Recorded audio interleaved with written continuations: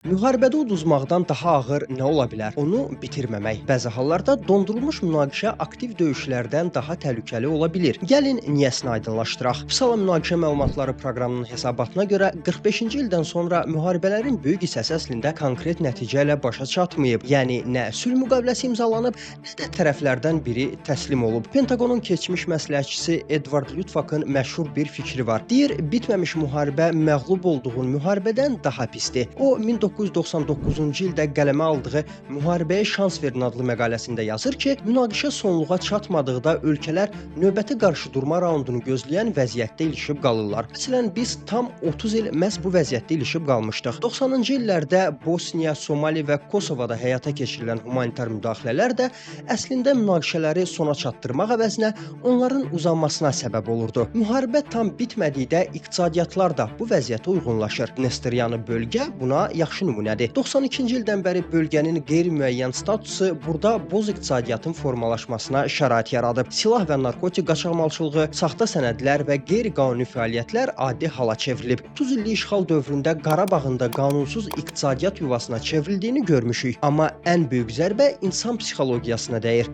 Dünya Səhiyyə Təşkilatının statistikasına görə dondurulmuş münaqişə zonalarında əhalinin narahatlıq səviyyəsi aktiv döyüşlərin getdiyi bölgələrlə müqayisədə 2 dəfə yüksəkdir.